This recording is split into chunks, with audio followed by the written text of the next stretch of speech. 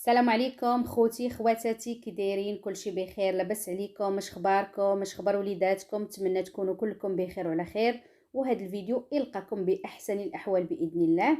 اليوم نهار جديد وفيديو جديد، نشارك معكم فيه تحضير ديال واحد الشوا اللي كيجي اكثر من رائع، سواء من ديال العيد، القضبان، اللحم، الكوتليت بنفس التتبيله كيف غتشاهدوا معايا، الكبده، القلب، يعني جميع الانواع ديال الشوا ممكن نديروا لها هاد التتبيله اللي غتشاهدوا معايا اليوم.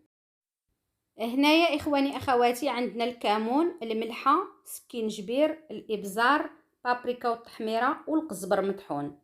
عندنا كذلك واحد جوج بصلات محكوكين في الحكاكه الغليظه، وثلاثه المعالق ديال القزبر والمعدنوس. عندنا زيت نباتيه. وبالنسبه للشوا اللي غنحضروا اليوم، عندنا القضبان، عندنا كذلك الكوتليت، الكبده كيف هو موضح في الفيديو قطعتها على شكل طريفات صغيورين، الريه بالنسبه لهاد الشكيلات ديال الحولي، القلب، الطيحان، الكلاوي. وبالنسبه للكميه داكشي اللي عندكم في البيت. وبالنسبه للتوابل اخواني اخواتي اللي ذكرت، ما قلتش لكم شحال ديال الكميه، ديروا معلقه معلقه. كناخذوا واحد الاناء بحال هذا الشكل البنات اللي يكون شويه واسع، وكنضيف عليه هذوك التوابل اللي ذكرت لكم في الاول، والقزبر والمعدنوس كذلك البصله كيف هو موضح في الفيديو، ونضيف عليه واحد 4 المعالق ديال الزيت النباتيه صافي. وكنخلط هنايا جيدا. اللي بغيت نقول لكم اخواني اخواتي، انا نسيت مع الزربه كان عليا نضيف البصله اكثر. الا عندكم البصله متواجده، حكوا البصله 3 ولا 4 راه كيجيو زوينين هكايا. وبالنسبه للتوابل كتبقى على حسب الكميه ديال اللحم اللي بغيتو تتبلوا صافي. خلطت التتبيله وبركت كنتبل.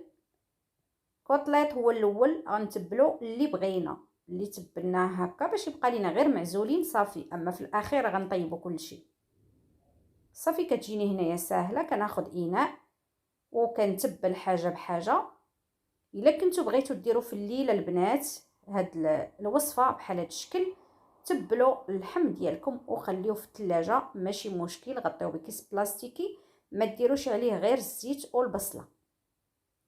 كتعرفوا البصله كتاكسد ما زويناش وتبقى بايته في الثلاجه. المهم كنصيحه صافي. هنايا كنستمر، درت الكوتليت، درت القضبان، هنايا الكبده، حتى كيولي ليا الشكل ديالهم بحال هذا الشكل. ممكن كذلك نديرهم في الثلاجه كيف قلت لكم اخواني اخواتي. ما عندكمش الوقت، غادا تقادوا كل شيء وتبداو تعمروا في القضبان ديالكم. بالنسبه للقضبان البنات، انا عندي هذا الشكل هزلالك اش خلاتها بنت خالتي، وعندي هاد القضبان ديال العود بحال بحال. اللي متوفر عندكم ديروا به، حاجه عاديه عندنا. المهم اللي عندنا الغرض به هو التتبيله اللي كتجينا زوينه وبنينه بزاف. بالنسبه شنو غتسبقوا، سبقوا اللي بغيتو، ما غنقولش لكم سبقوا الكبده ولا سبقوا الكوتلات ولا سبقوا القضبان. اللي جات في يديكم هي هذيك. القضبان عمرته بحال هذا الشكل. وحاجه اخرى اخواني اخواتي، انا في المطبخ ديالي حاليا خويا هو اللي غادي يشوي ليا لتحت في الجرده. قلت ليه دي معاك التليفون، انا غنغسل هذاك النادر ديال الماعن، وهو غيمشي يشوي ليا لتحت يصور ليا شنو غنشارك معاكم صافي. عا كيوصل شي حاجه كيقول لي شنو درتي، كنقول ليه هكا هادو.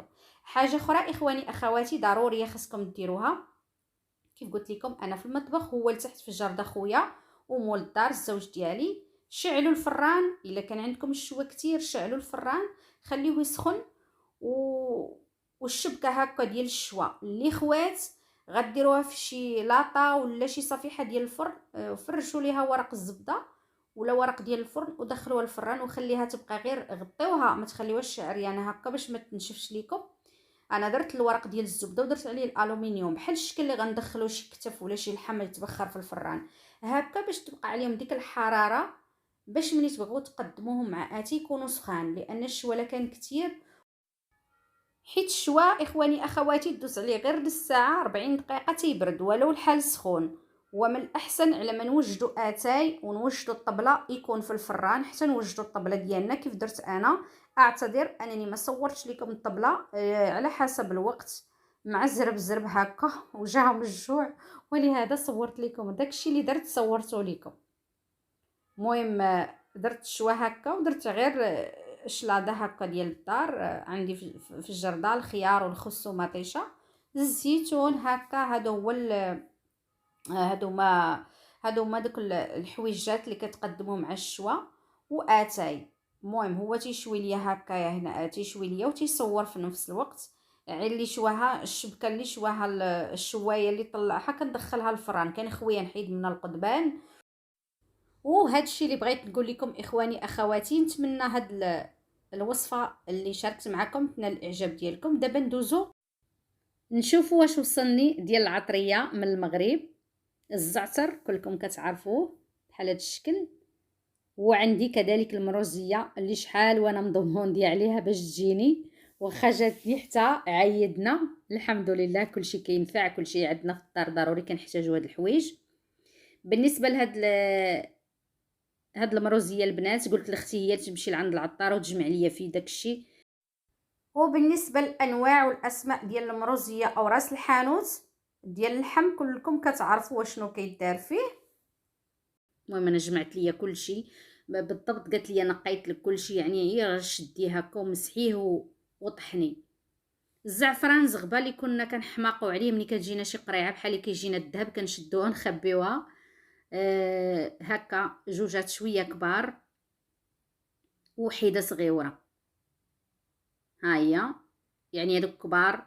بالنسبه للمسكه الحره كلشي كنحماقوا عليها، ماشي غير الزعفران مع اي حاجه. المسكه الحره كنصيبوها في الحلويات، في العسل هكا. المسكه الحره ضروري كدار مع التقاوت مع البريوات مع كل حاجه. المسكه الحره اللي عنده غير يديرها راه كتجي زوينه بزاف، وكتصلح حتى للتجميل، تصلح لكل شيء. بالنسبه لهاد بسيبيسه كتعرفوها كلشي، راني كيف قلت لكم اختي لا جابت شي حاجه وما تلاها فيها شي حاجه كتنقيها. راه قالت لي راني بدلت لك بسيبيسه في واحد المويكه صغيره كتعرفوها، ديك القشر ديال البسيبيسه او جوزة الطيب، هذيك اللي كتكون القشره ديال الكوزه.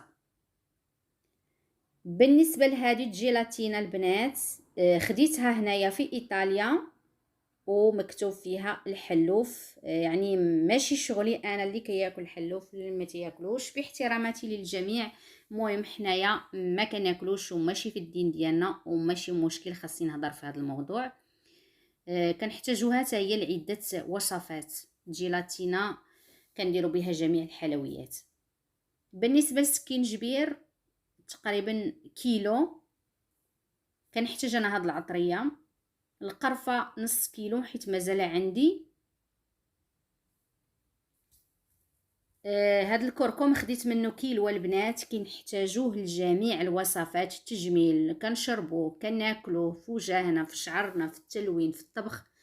كتعرفوا الكركم لاش كيصلح فيه واحد المواد عظيمه والعظيم الله سبحانه وتعالى. كذلك الابزار كنحتاجوه في الطبخ ديالنا. بالنسبه للتحميره مازال عندي، ما جاتنيش كثيره بزاف، يعني هضرات معايا داكشي اللي خاصني واللي ما خاصنيش، وشراو ليا داكشي اللي راني احتاجيته. كذلك الملحه الحيه البنات الا كتبغيوها ديال المغرب حتى هي جاتني تقريبا واحد الكيلو الا ربع ولا ما عرفت نص كيلو، ما عرفت شحال، ما تاكدت شحال. هنايا هادو البنات ما عنديش، ربما نتوما كلكم عندكم هادو دوك ديال الشباكيه. هذه البيضه البنات راه كانت بالكعب ديالها غير تحيدات ليا فزقت وحيدته. اصلا انا غنحيد هادشي اللي تغسل غادا نغسلها ونديرها في بلاصتها.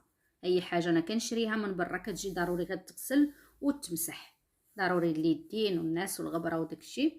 تعرفوا الحوايج اللي كيتشراو من الزنقه ضروري خاصنا نغسلوهم.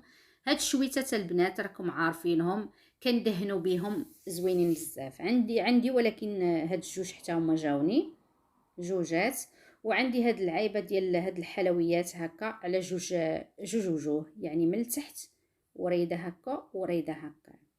عجبني هذا، خساره ما جاونيش بزاف، جاتني وحيده، معليش ماشي مشكل. كذلك الزعتر بلدي هذا غير شويه قالت لي غير صيفطتو ليك، مازال الاخر شراتو ليا من القيصريه، هذا كان عندها في الدار اخت ديالي في المغرب. والبروسات 5 دراهم في ضرب السلطانه البنات عندنا ماشي شغله. صافي هذه هي العطريه، وهذا هو الفيديو اللي شاركته معكم اليوم والشوا بطريقه بسيطه. نتمنى هنا الاعجاب ديالكم. اللي نبغي نقول لكم شكرا للجميع، والى فيديو قادم بحول الله.